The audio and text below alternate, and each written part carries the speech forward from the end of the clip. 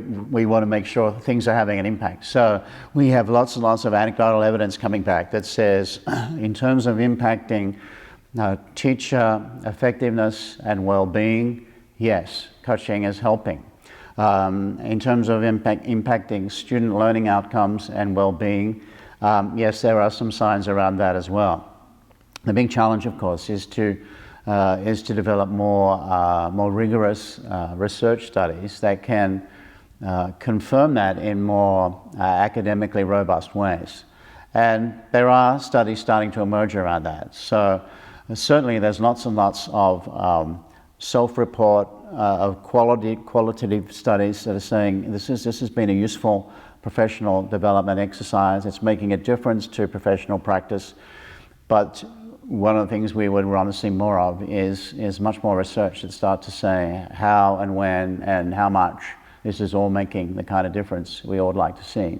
And those studies are sometimes difficult to put together. The design need to be carefully thought through and take time and some expense. But that's one of the things we really want to encourage worldwide, as well as in Australia. I think we've touched on one of them already. I think is the need for some more research, and so we're seeing that emerge. Very encouraging. And in fact, I can make available a paper to viewers here who might be interested in downloading that starts to summarize some of the research that's been happening. But some of those are small studies, some of them are specific areas that it's just great to see more of that. So one of the things we're working on is we're encouraging a focus on research in coaching and education, so we can see how it makes a difference, or when and what kinds, and how we might need to improve what we're doing.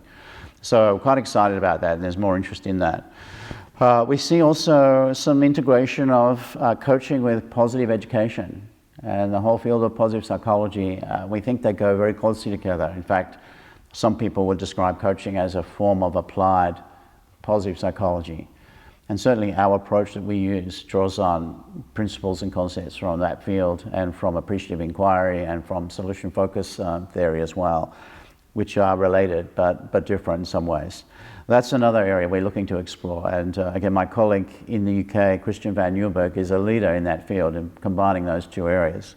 Blended online professional learning is something we're seeing that, I work with a colleague, Dr. Andrea Geraldes, who's done a lot of work in that field, and we're finding the whole blended learning is a very interesting development. So we can reduce the amount of time that maybe teachers are out of schools in professional learning, and combining it with aligned classes as well.